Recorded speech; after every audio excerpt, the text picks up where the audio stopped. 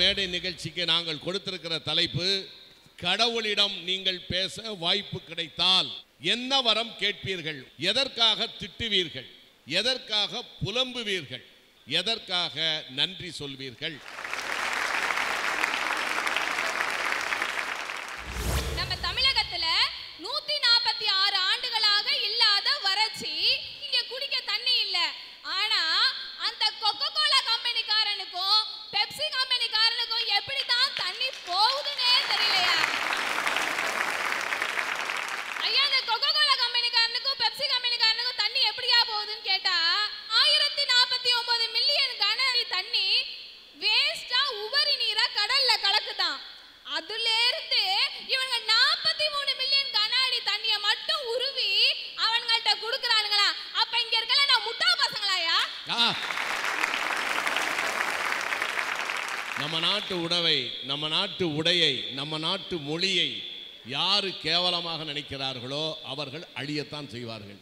ஏன்னா நம்ம என்னைக்கு டைனிங் டேபிள் வந்துச்சோ அன்னைக்கே வியாதி வந்துருச்சு. என்னைக்கு பாயில படுக்காம கட்டில படுத்தோமோ அன்னைக்கு வியாதி ஸ்டார்ட் ஆயிடுச்சு. மேல்நாட்டுக்காரன் வந்து அவனுடைய கலாச்சாரத்தை தெரிந்து கெடுத்தான், தெரியாமலும் கெடுத்தான். இங்க ஆத்துக்கு தான் பிரச்சனைனா சென்னையில கடலுக்கும் பிரச்சனை. என்ன பிரச்சனைன்னு கேக்குறீங்களா? அல்ல அல்ல குறையாம கொட்டி கொடுக்கிறவ தான் அந்த கடல் அன்னை. அங்க ஒரு பிரச்சனை, 2 கப்பல் மோதிக்கிச்சு. அது எப்படி மோதினுச்சு தெரியாது. அதை தவிர்த்திருக்க முடியுமா? அது ஒரு இயற்கையான விபத்தா? அந்த ஸ்டேட்மெண்ட்டும் எங்களுக்கு தெரியாது. ஆனா ஒரு கப்பல்ல 33,000 டன் ரொம்ப கொடுமையான பயங்கர விளைவுகளை தரக்கூடிய எரிபொருள் இருந்துச்சு. அது மட்டும் ஆனா உண்மை. 2 கப்பல் மோதிக்கிச்சு. ஒரு கப்பல்ல இருந்து அந்த பயங்கரமான எரிபொருள் கசியுது.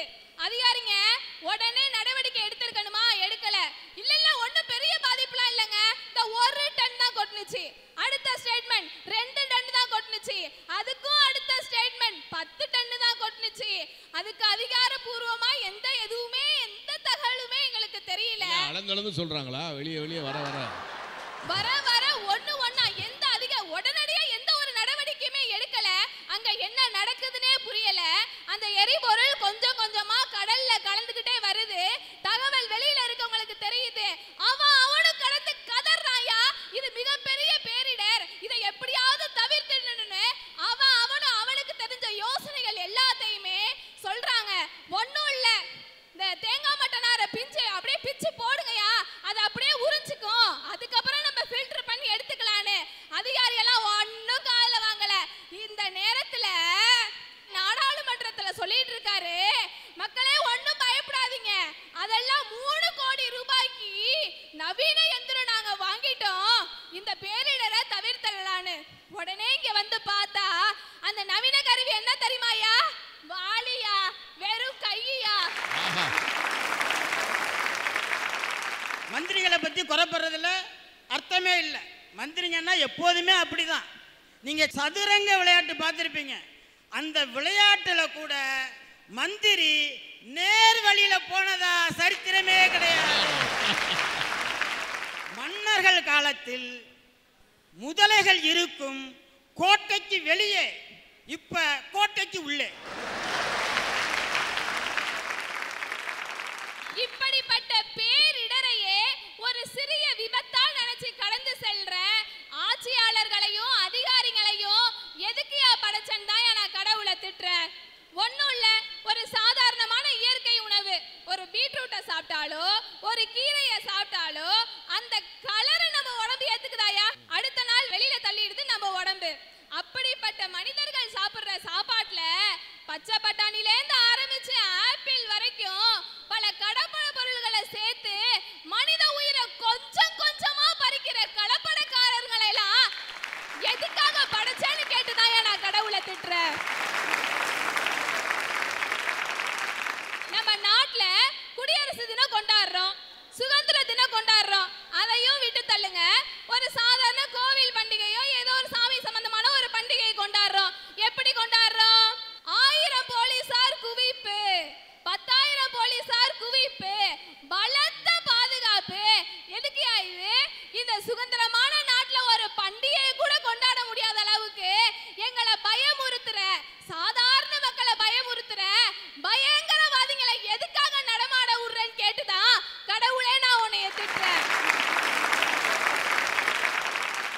நம்ம மனித இனத்திற்காக, நம்ம மக்கள் கூட்டத்துக்காக, மனித கூட்டத்துக்காக இன்னொரு மனித கூட்டமே நரகத்தை ஒத்துன வாழ்க்கை வாழ்ந்துகிட்டு இருக்கு. அவங்க யாரு தெரியுமா? துப்புரவு பணியாளர்கள். பாதாள சாக்கடையில இறங்கி அவங்க கிளீன் பண்ணும்போது அவங்களுக்கு ஒரு 40 வகையான பாதுகாப்பு பொருட்கள் கொடுக்கணுமா? ஆனா கொடுக்கறது இல்ல. ஏன்? இதை விட கேவலம் 15 வருஷமா அவங்களுக்கு கை கழுவ சரியான சோப்பு கூட கொடுக்கலையா. இதையெல்லாம் நான் எங்கத்த போய் சொல்ல? அவங்க வேலை பார்த்துட்டு இருக்கக்குள்ள இயற்கையா இறந்துட்டா கூட அதையும் மாத்தி அந்த மனுஷன் பண்ண தப்பால தான் அவன் இறந்து போயிட்டான்னு அவன் மேலேயே பழிய தூக்கி போட்டு அவங்களுக்கு கொடுக்க வேண்டிய நஷ்ட ஈடையும் கொடுக்காம சுரண்ட சுரண்டல்வாதிகளை எதுக்கையா படைச்சிருக்கேன்னு தான் நான் கடவுளை திட்டுறேன். அது சுரண்டல் கூட இல்ல, கொள்ளை என்று பெயர். அதாவது ஒரு பிள்ளைகள் பெற்று பின்னால பிள்ளைகள் கவனிக்கலைன்னா நான் மலைஜலம் வாங்கினேன் அப்படி இப்படின்னு சொல்லக்கூடிய நம்மளுடைய பெற்றோர்கள் யாரோ இருந்த ஒரு மலத்தை சுத்தம் செய்யக்கூடிய துப்புரவு தொழிலாளர்களுக்கு மதிக்காமல் அவர்கள் அந்த இடத்துல விஞ்ஞான பூர்வமாக கருவிகளை கொடுக்காமல் அதை சுத்தம் செய்யும்போது அங்கிருந்து வரக்கூடிய அந்த அசுத்த வாயு அவனை தாக்கி சாகும் பொழுது அது அவனுடைய தவறு என்று அவனை பழி போட்டு அவனுக்கு ஒரு சரியான தொகை கொடுக்காமல் அவனுக்கு நிரந்தர ஓய்வும் கொடுக்காமல் அப்படி சுரண்டுகின்ற அந்த ஈவி இரக்கமற்ற மனிதர்களை ஏன் படைத்தாய் என்று கேட்கிறீர்கள். அதானே? ஆமா சார். இப்படி அந்த மனித கூட்டத்தை ஒரு ஜாதியோட பேரை சொல்லி அவங்க செய்யற வேலையை சொல்லி விளிம்புக்கு விளிம்பு அவங்க துரத்தி அடிக்கிறாங்க இல்லையா? அந்த இயந்திர யுகத்துல நீ இருக்கறனால இறைவா உன்னோட இதயமும் இரும்பாயிடுச்சான்னு கேட்டுதான்டா நான் உன்னை திட்டுறேன்.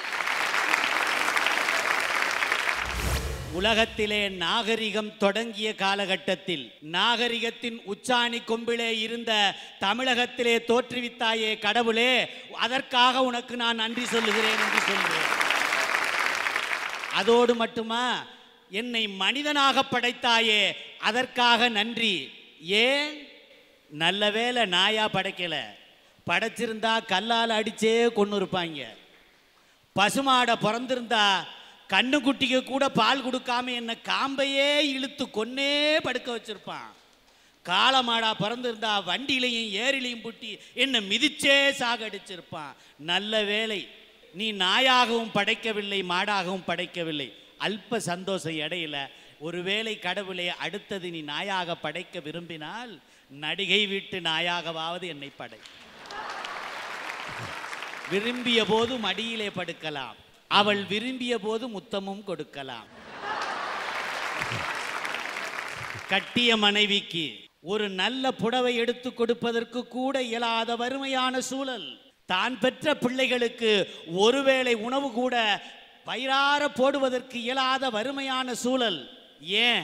தான் எழுதிய கவிதையை ஒரு கிழிந்த பையிலே போட்டு வைப்பதற்கு கூட இயலாத மிகப்பெரிய வறுமையிலே வாழ்ந்த மகாகவி பாரதி இந்த உலகத்தை பார்த்து எத்தனை கோடி இன்பம் வைத்தாய் இறைவா இறைவா என்று பாடி நம்பிக்கையை விதைத்த இந்த மண்ணிலே என்னை பிறக்க வைத்தாயே, அதற்காக உனக்கு நான் நன்றி சொல்கிறேன். வாடிய பயிரை கண்ட போதெல்லாம் வாடினேன் என்று பாடிய வள்ளலார் பிறந்த மண்ணிலே பிறக்க வைத்ததற்காக நன்றி பாராட்டுகின்றேன். முல்லைக்கு தேரும் மயிலுக்கு போர்வையும் கொடுத்து அகிரிணை உயிர்களை கூட உயர்தினையாக பாவித்த உத்தமர்கள் பிறந்த இந்த நாட்டிலே என்னை பிறக்க வைத்ததற்காக கடவுளே உனக்கு நான் நன்றி கூற கடமைப்பட்டு இருக்கிறேன் என்று சொல்லுவேன். மாபெரும் கவிஞன் பட்டுக்கோட்டை கல்யாண சுந்தரம் வறுமையான சூழலிலே ஈரத்துணியை வயிற்றிலே கட்டி விவசாயத்தை விட்டுவிடாமல் பார்த்த குடும்பத்திலே பிறந்தவன் பட்டுக்கோட்டை கல்யாண சுந்தரம். அந்த பட்டுக்கோட்டை கல்யாண சுந்தரம் திரைப்படத்துக்கு பாடல் எழுதிட்டு இருக்கிறார்.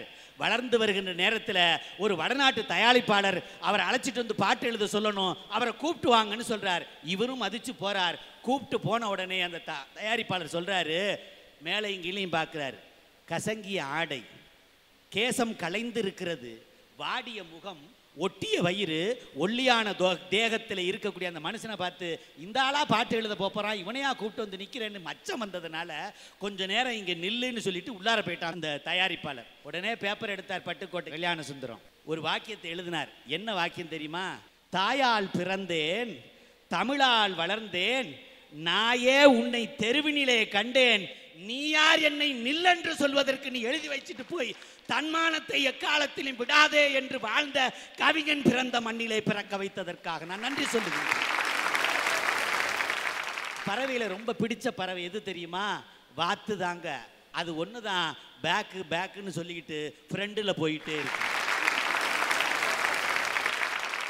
பேக்கு பேக்குன்னு சொல்லிக்கிட்டு ஒரு பறவை ஃப்ரெண்டில் போகுதே, அதோட ஒன்றை ஃப்ரெண்ட் ஆக்கிக்கிட்டு நீ பெரிய ஆளாக வரணுங்கிற நம்பிக்கையை நீ எடுத்துக்கொள்ள வேண்டாமா? காவிரியில் தண்ணி விட மாட்டேங்கிறான், அவன் அணையை கட்டுறான்னு. ஏன் தெரியுமா தண்ணி விட மாட்டேங்கிறான்? இப்போ காவிரியில் தண்ணியை திறந்து விட்டான்னா முப்போகம் சாகுபடி நடக்கும். முப்போகம் சாகுபடி நடந்தால் இங்கே இல்லை விவசாயிகள் கையில் எல்லாம் பணங்காசு நல்லா புழங்கும். பணங்காசு புழங்குனுச்சுன்னா தன்னுடைய பிள்ளைகளை எல்லாம் நன்றாக படிக்க வைப்பார்கள். அவர்கள் எல்லாம் படித்து விட்டால் புத்திசாலிகளாக மாறிவிடுவார்கள். அவன் புத்திசாலி ஆனால் இவனுக்கு ஓட்டு போட மாட்டான். நான் இன்னைக்கு சொல்றேன், உன்னால ஆத்துல வர்றதில் தண்ணியை தடுக்கிறதுக்கு தான் அணை கட்ட முடியும். வானத்திலிருந்து இறைவனாகிய கடவுள் எனக்கு அனுப்புகின்ற அந்த மழையாகிய வெள்ளத்தை நீ எதை வைத்து தடுப்பாய்? இறைவன் என்னை காப்பாற்றுவான். அவனுக்கு தெரிந்த விவசாயினுடைய அருமை. இப்படிப்பட்ட சூழலிலும் கூட சுழன்றும் ஏற்பின்னது உலகம் என்று உணர்ந்த விவசாயி இன்னமும் பிறரை வாழ வைப்பேன் என்று சொல்லி, எத்தனை வறுமை வந்தாலும் நான் பிறருக்கு சோறு போடுவேன் என்று சொல்லி புஞ்சையை வைத்துக்கொண்டு நஞ்சை உண்ணுகின்ற நிலை வந்த போதும் இந்த தஞ்சை தரணியை நிமிர வைத்து காப்பேன், உலகை என் வசப்படுத்துவேன் என்ற ஆற்றலோடு பணியாற்றி கொண்டிருக்கூடிய விவசாயிகள் பிறந்த இந்த மண்ணிலே பிறக்க வைத்ததற்காக நன்றி கூறுகிறேன்.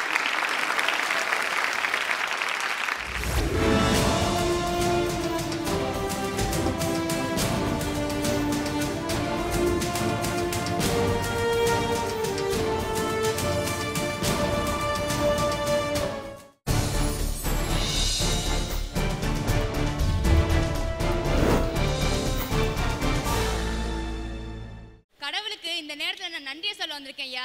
எதுக்குன்னு கேட்குறீங்களா? என்னுடைய வறுமையிலையும் எனக்கு கிடைச்ச எல்லாமே நன்மையாக கிடைச்சதுக்காண்டி கடவுளுக்கு நன்றி சொல்ல வந்திருக்கேன் ஐயா. என்னுடைய அம்மா அப்பா லவ் மேரேஜ் பண்ணி தான் கல்யாணம் பண்ணிக்கிட்டாங்க. அவங்களுக்கு அந்த நேரத்தில் பிழைக்கிறதுக்கு ஒரு நல்ல வேலையும் கிடையாது, நல்ல வீடும் இல்லையா. அவங்க அந்த நேரத்தில் எப்படி தெரியுமா வாழ்ந்தாங்க? சேலையை தடுத்து அவங்க குடும்ப வாழ்க்கையை வாழ்ந்தாங்க ஐயா. நான் எங்கள் அம்மா 2 மாதம் கழித்து எங்கள் அப்பாட்ட சொல்கிறாங்க, நான் அம்மாவை போகிறேன் அப்படின்னு சொல்கிறாங்க. எங்கள் அப்பாவுக்கு ரொம்ப சந்தோஷம் ஐயா. அதுக்கப்புறம் என்ன ஆயிடுச்சுன்னா, டெலிவரின்னு எங்கள் அம்மா கொண்டு போய் ஹாஸ்பிட்டலில் சேர்த்தாங்க எங்கள் அப்பா. அதுக்கப்புறம் டாக்டர்கிட்ட போயிட்டு எங்கள் அப்பா கேட்டிருக்காங்க, என்ன குழந்தை பிறந்திருக்கு அப்படின்னு கேட்டிருக்காங்க. உங்களுக்கு பெண் குழந்தை பிறந்திருக்கு அப்படின்னு சொல்லியிருக்காங்க. எங்கள் அப்பா என்ன தெரியுமா நினைச்சாரு? எனக்கு ஒரு மகாலட்சுமியே பிறந்துட்டா அப்படின்னு சொல்லி சந்தோஷப்பட்டு எல்லார்கிட்டையும் எனக்கு பொம்பளை பிள்ளை பிறந்திருக்கு, எனக்கு பொம்பளை பிள்ளை பிறந்திருக்கு சொல்லி சந்தோஷப்பட்டார் ஐயா. 1 வாரம் ஆன பிறகு எனக்கு ரொம்ப உடம்பு சரியாமல் போயிடுச்சு. அப்போ என்ன ஆயிடுச்சுன்னா, என்னுடைய அப்பா அம்மா ஹாஸ்பிட்டலுக்கு என்னை தூக்கிட்டு வர்றாங்க. தூக்கிட்டு வந்த பிறகு டாக்டர் சொல்கிறாங்க, உங்கள் பொண்ணுக்கு தாய்ப்பால் ஒவ்வாமல் வந்துருச்சு, இந்த குழந்தை கொஞ்ச நாளில் இறந்துரும் அப்படின்னு சொல்கிறாங்க. அந்த நேரத்தில் எங்கள் அப்பா என்னை ஒரு கம்பளத்தில் சுற்றி வச்சுக்கிட்டு அந்த வீட்டுக்குள்ளே உட்காந்துக்கிட்டு எங்கள் அம்மாவும் அப்பாவும் கண் கலங்கி உட்காந்துருக்காங்க. அப்போ எங்கள் பெரியப்பா சொல்கிறாங்க எங்கள் அப்பா கிட்ட, தம்பி ஏண்டா அப்படி கவலைப்பட்டுட்டு இருக்க? பொம்பளை பிள்ளை தானடா, தூக்கி போடுறா, உனக்கு வயசா இல்லை, இன்னொரு பிள்ளைய பெற்றுக்கலாம்டா அப்படின்னு சொல்கிறாங்க. அப்போ எங்கள் அப்பா சொல்கிறாங்க, பொம்பளை பிள்ளையா இருந்தால் என்னன்னா, ஆம்பளை பிள்ளையா இருந்தால் என்ன, எல்லாமே என் பிள்ளை தானா. இந்த பிள்ளை உயிர் மூச்சு இருக்கிற வரைக்கும் நான் அந்த பிள்ளைய கஷ்டப்பட்டு நான் காப்பாற்றுறேன்னா அப்படின்னு சொன்னாங்க. சரி, தாய்ப்பால் ஓவாமல் தானே வந்துருச்சு, தாயா நினைக்கிற பசுப்பால் நச்சு கொடுக்கலாம்னு நினச்சாங்க. அதுவும் எனக்கு ஒத்துக்காதுன்னு சொல்லிட்டாங்க. ஆனால் சத்து மாவு கஞ்சியை கொடுத்து என்னை வளர்த்து இவ்வளோ தூரம் ஆளாக்கி உங்கள் முன்னாடி பேச வச்சிருக்காரு பாருங்க. இந்த கடவுளுக்கு நான் நன்றியை சொல்கிறேன். அந்த நேரத்தில் எங்கள் அப்பா கவர்மெண்ட் பஸ்ஸில் டெம்பரரியாக வேலை பார்த்துட்டு இருந்தாங்க. அப்போ எங்கள் அப்பாவுக்கு ஒரு ஃபோன் வருது. 1.5 லட்ச ரூபா நீங்கள் கொடுத்தீங்கன்னா, லஞ்சமாக கொடுத்தீங்கன்னா உங்கள் வேலையை பர்மனெண்ட் பண்ணி தரோம் அப்படின்னு சொன்னாங்க. எங்கள் அப்பா உடனே வாங்கி அந்த பணத்தை சேர்த்து வச்சுருந்தாங்க அந்த வேலைக்காண்டி. அந்த நேரத்தில் திடீர்னு எனக்கு உடம்பு சரியாமல் போயிடுச்சுங்க. ஆனால் எங்கள் அப்பா என்ன பண்ணாட்டிங்கம்மா, அந்த வேலையை பல லட்சங்கள் கொடுத்து வாங்குறத விட என் பிள்ளைய வருங்காலத்தில் ஒரு லட்சியவாதி ஆக்குறதுக்கு நான் செலவு பண்ணுறேன் அப்படின்னு சொல்லி அந்த வேலையை துச்சமாக மதிச்சு தூக்கி போட்டாங்கங்க. அப்படிப்பட்ட என் அப்பாவுக்கு நான் நன்றி தானங்க சொல்லணும் அந்த இடத்துல.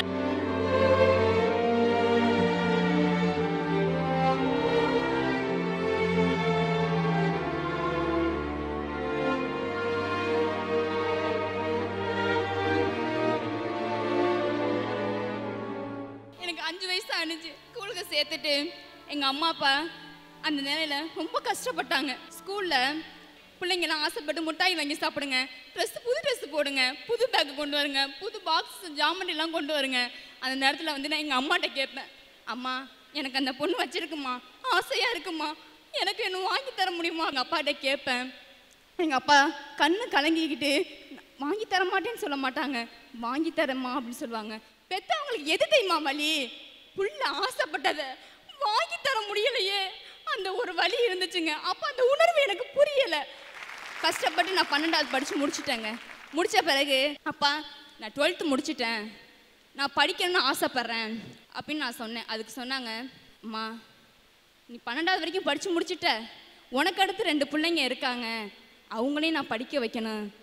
அப்பாவுக்கு வேற சரியான வேலை இல்லை, அம்மாவும் வீட்டில் தான் இருக்கேன், நீ கொஞ்சம் வீட்டை பார்த்துட்டு தம்பி தங்கச்சிங்களை பார்த்துட்டு நம்ம இருப்போம்மா, அப்பா போய் சம்பாரிச்சிட்டு வந்தோன்னே பிள்ளைங்களுக்கு அதுங்களுக்கு தேவையானதை நம்ம பார்ப்போம் அப்படின்னு சொன்னாங்க.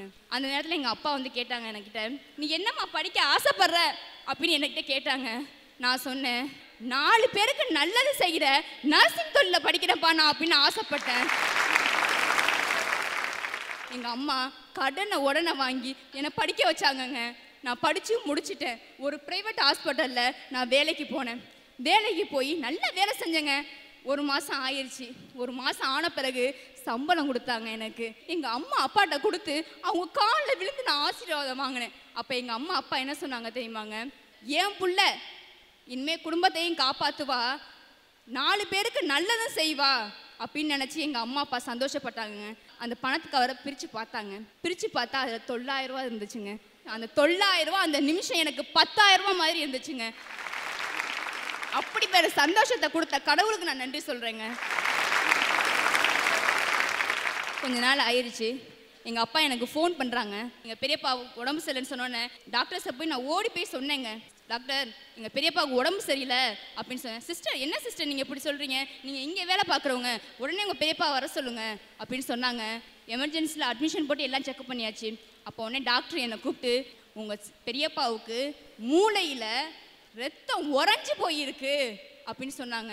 ஆப்ரேஷன் பண்ணால் 20% மட்டும்தான் அவங்க பிழைப்பாங்க, 80% பிழைக்க முடியாதுன்னு சொல்லிட்டாங்க. வெளியில் சித்தி சித்தப்பா தாத்தா பாட்டி எல்லாரும் வெயிட் பண்ணிட்டு இருக்காங்க. நான் என்ன சொல்ல போகிறேன்னு கேட்குறதுக்காண்டி நான் சொன்னேன், பெரியப்பாவுக்கு ரத்தம் உறைஞ்சிருக்கான், 20% தான் காப்பாற்ற முடியுமா, 80% காப்பாற்ற முடியாது அப்படின்னு சொல்லிட்டாங்க அப்படின்னு நான் சொன்னேன். அதுக்கு என்ன தெரியுமாங்க சொன்னாங்க, எனக்கு என்னம்மா தெரியும், நீ தானம்மா படித்த பொண்ணு, நீயே பார்த்துக்க அப்படின்னு சொன்னாங்க. ஆப்ரேஷனுக்கு தேவையான எல்லாத்தையும் ரெடி பண்ணியாச்சுங்க. ரெடி பண்ணி ஆப்ரேஷன் சக்ஸஸ்ஃபுல்லாக நடந்துருச்சுங்க. ஐசியூவில் பெரியப்பா கான்சியஸ் இல்லாமல் இருக்க போகும்போது 3 நாள் ஆயிடுச்சுங்க. 3வது நாள் ஆப்ரேஷன் பண்ணதுனால கொஞ்சோண்டு பால் கொடுப்பாங்க. பால் கொடுத்தோன்னே எங்கள் பெரியப்பாவுக்கு கொஞ்சம் நினைவு வந்துச்சுங்க. என் பொண்ணு ரோஜாவை வர சொல்லு அப்படின்னு சொல்லியிருக்காரு. உடனே முடியாது நான் பார்த்தோன்னே எங்கள் பெரியப்பா சொன்னாங்க, அன்னைக்கு நான் உன்னை தூக்கி போட சொன்னேன், இன்னைக்கு நீ என்னை தூக்கி நிறுத்தி காட்டிட்ட, அன்னைக்கு நான் நீ செத்துருவேன்னு நினச்சேன், ஆனால் நீ என்னை சாகாமல் காப்பாற்றிட்ட, நீ என் கொலை சாமி, இப்போ நீ எனக்கு அம்மா மாதிரி, எனக்கு இன்னொரு கடவுள் மாதிரி அப்படின்னு சொன்னாங்கங்க. அந்த ஒரு உணர்வை கொடுத்ததுக்கு நான் கடவுளுக்கு நன்றி தானங்க சொல்லணும்.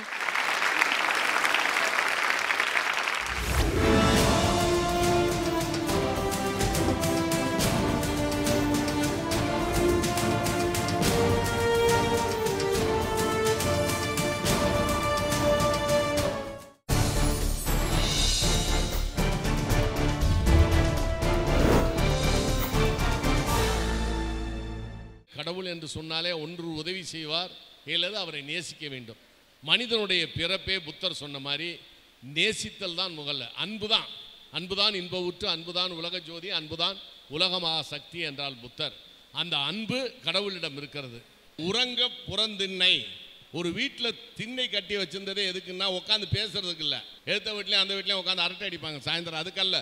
உறங்க புறந்திண்ணை அப்படின்னா வெளியூரில் லாட்ஜெல்லாம் கிடையாது, ஹோட்டல்லாம் கிடையாது அந்த காலத்தில். இப்போ நம்ம பட்டுக்கோட்டையிலேருந்து நாங்கள் வந்தோம்னா ஒரு பக்கத்தில் உள்ள 10 கிலோமீட்டர் போயிட்டு வந்தால் இருட்டி போச்சு அப்படின்னா பஸ் இல்லை. அப்படி வரும் பொழுது ஒரு வீட்டில் திண்ணையில் படுக்கிறது.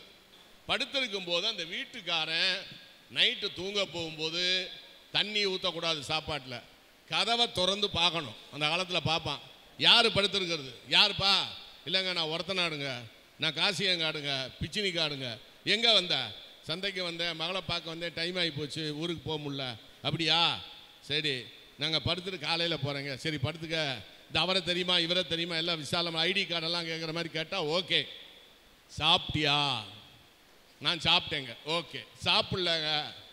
சரி வா இருக்கிறத சாப்பிடுன்னு சொல்லி மிச்ச சாப்பாடு அவனுக்கு போட்டு விட்டு அவன் சாப்பிட்டு முடித்தவொன்னே தான் கொஞ்சமும் சாப்பாடு வச்சு தண்ணி ஊற்றி வச்சுருக்கணும். திடீர்னு பசிச்சிடக்கூடாது, இந்த நட்டநாட்டாத்து யாரும் வந்துடக்கூடாது. அதுக்கு என்ன தர்மம் என்றால், உறங்க புறந்தின்னை, அவனை கூப்பிட்டு திண்ணையில் படுத்தவனை கூப்பிட்டு நீ சாப்பாடு போடவில்லை என்றால் அவன் செய்த பாவத்தில் பாதி பாவம் வீட்டுக்காரனை சேரும். சாப்பாடு போட்டால் பாவம் பிடிக்காது. இதைத்தான் கிண்டலா பராசக்தியில் போட்டிருப்பார். சிவாஜி கணேசன் வந்து படுப்பார் தெரியுமா திண்ணையில். ஒருத்தன் வந்து தண்ணியை ஊற்றுவான் பாருங்க, கலைஞர் எழுதியிருப்பார். அப்பயே தண்ணியை தூக்கி ஊற்றினோன்னா அப்போ தான் சொல்லுவார், சிவாஜி சொல்லுவார், ஏப்பா என் மேலே தண்ணி ஊற்றுக்கல, அப்படியே ஒரு சோப்பு கொடுங்க, அப்படி குளிச்சுடுறேன் நான் அப்படின்பார் சிவாஜி. ஆனால் உறங்க புறந்திண்ணையும் கட்டல, வீட்டுக்குள்ளேயும் இன்னொரு ரூம் வைக்கல. அப்பா அம்மாவை முதியோர் இல்லத்துக்கு தள்ளப்படுகிறார்கள். சில பேர் கூலி வேலையெல்லாம் செய்கிறாங்க, நான் பார்த்துருக்கிறேன். அதான் ஒரு அருமையாக சொன்ன ஒரு வாட்ஸ்அப்பில், பிள்ளை பெறும் பொழுது, அதாவது நார்மல் டெலிவரி போகும்போது பெண்களுக்கு எவ்வளோ வேதனை இருக்கும், அவ்வளோ வேதனை. எத்தனையோ கரண்ட் ஷாக்கை கொடுத்த மாதிரி அந்த வேதனை. அந்த பிள்ளை பெறுவதற்கு எத்தனையோ எலும்புகள் நம்ம உடம்புல முறியறதுக்கு சமம் பிள்ளைகள் பெறுவது பெண்கள். அந்த வலியை பொறுத்து கொள்ளலாமே ஒழிய பிள்ளையை பெற்றதுக்காக வருத்தப்படக்கூடாது, வலியை பெறக்கூடாது. பிறந்த குழந்தையை வயிற்றுக்குள்ளே 9 மாதம் சுமந்து திருப்பி பெற்று அதை எப்படி அவள் வளர்க்குறாளோ, அதை எப்போ பார்த்தாலும் நம்ம டிபெண்டிங்காகவே இருப்போம் நம்ம தாயார்கிட்ட.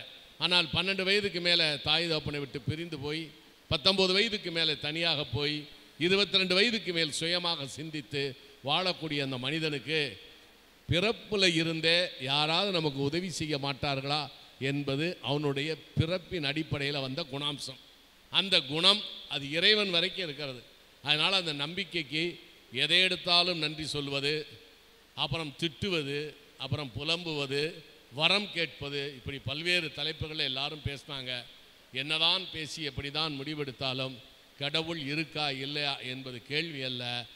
கடவுள் நம்பிக்கை ஒரு மனிதனுக்கு கடைசி வரை இருக்க வேண்டும். எல்லோரும் தன்னுடைய வாழ்க்கையில் எவ்வளவு சோதனைகள் வந்தாலும் அந்த கடவுள் நம்பிக்கையும் பெற்றோர்கள் மீது உள்ள பாசமும் நன்றி விசுவாசமும் தன்னுடைய குடும்பத்தை பற்றிய எண்ணங்களும் விடாமல் அவர்கள் விடாப்பிடியாக அந்த பாசத்தோடு இருக்கும் பொழுது, அதையெல்லாம் பார்க்கும் பொழுது நமக்கு உண்மையிலேயே அவங்களையெல்லாம் பாராட்டும் போல இருக்குது. இதையெல்லாம் பார்க்கும் பொழுது உனக்கும் கீழே உள்ளவர் கோடி நினைத்து பார்த்து நிம்மதி நாடுன்னு கண்ணதாசன் சொன்ன மாதிரி அப்படிப்பட்ட ஒரு அருமையான கவிஞர்கள்லேருந்து இருக்கிற எல்லாரும் இந்த பூமியில் இருந்துட்டு போயிருக்கிறாங்க. கடவுள் நேரடியாக தோன்ற முடியாது. மனித ரூபத்தில் நம் பல்வேறு மனிதர்களை கடவுளாக நாம் பார்க்குறோம். கடந்து உள்ளவன் என்று சொல்லுகிறோம். எல்லா மனிதன்ட்டையும் எங்கேயாவது ஒரு உதவி நமக்கு கிடைக்கும் போது அவனை நாம் கடவுளாக பார்க்கிறோம், கடவுள் அனுப்பியதாக பார்க்கிறோம். எனவே அப்படிப்பட்ட ஒரு நன்றி உணர்வு மனிதன் இருக்கும் வரை நன்றி மறவாத நல்ல மனம் வேண்டும்னு எம்ஜிஆர் படத்தில் பாடுவார். அந்த நன்றி மிக மிக முக்கியம். அது கடவுள் மேலே அந்த நன்றி விசுவாசத்தோடு இருந்தால் அவனுக்கு மனதைரியமும் வாழ்க்கையில் கடைசி வரை அவன் முன்னுக்கு வருவான் என்பதிலே அசைக்க முடியாத நம்பிக்கை இருக்கிறது. எனக்கு கடவுளுக்கு நன்றி சொல்வோம் என்ற தலைப்போடு நிகழ்ச்சியை நாம் முடிப்போம். நன்றி, வணக்கம்.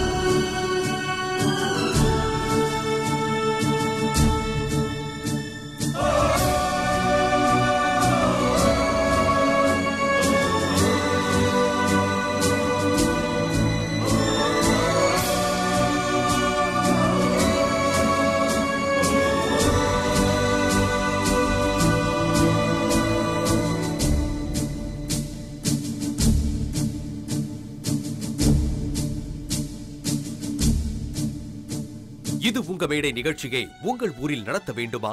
தொடர்புக்கு செல்லாஸ் பப்ளிசிட்டி தஞ்சாவூர். கைபேசி எண் 9787779808 9994782504. இந்நிகழ்ச்சி பற்றிய உங்கள் கருத்துக்கள் மற்றும் விமர்சனங்கள் வரவேற்கப்படுகின்றன. அனுப்ப வேண்டிய முகவரி வேந்தர் டிவி, எண் 35, நார்த் போல், கலைமகள் நகர், 3வது பிரதான சாலை, ஈக்காட்டுத்தாங்கல், சென்னை 32. தொடர்புக்கு 044 2225 5234.